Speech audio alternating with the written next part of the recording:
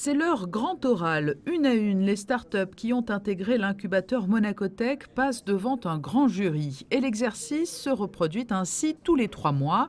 Cette évaluation est très importante pour Monacotech, qui peut ainsi juger de l'avancée des différents projets. On n'a pas un programme qui va durer un certain nombre de mois ou d'années et après on peut faire ce qu'on veut une fois qu'on est dedans.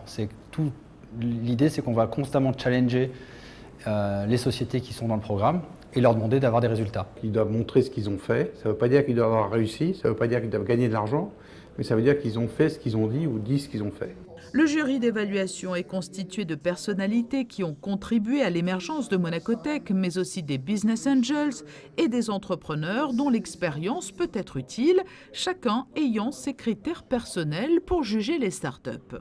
La créativité est importante aujourd'hui, passion, d'être passionné de ce qu'on est en train de faire et bien sûr de pouvoir développer tout ça dans un business model qui pourrait être rentable pour qu'ils puissent continuer l'expérience et pouvoir attirer de l'investisseur, mais aussi pouvoir se positionner différemment que la concurrence qui est féroce aujourd'hui.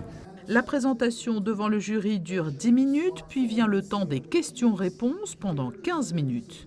C'est pas un exercice facile, on sait qu'ils sont très stressés, en plus on leur demande de pitcher en anglais, ils n'ont pas forcément l'habitude, c'est pas leur langue d'origine, et pourtant je trouve qu'ils s'en sortent bien, il y a beaucoup de conviction, beaucoup de passion pour la plupart, et surtout ils ont à cœur de montrer les progrès qu'ils font, et ça je trouve que c'est très très bien, qu'ils ne se contentent pas de l'idée, de la boîte à l'instant T, mais vraiment de montrer ce qu'ils ont parcouru comme chemin.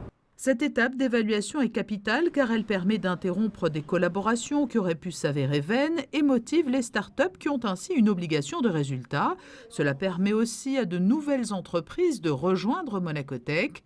À ce jour, 18 startups sur les 24 qui avaient intégré le programme depuis novembre 2017 font toujours partie de l'incubateur.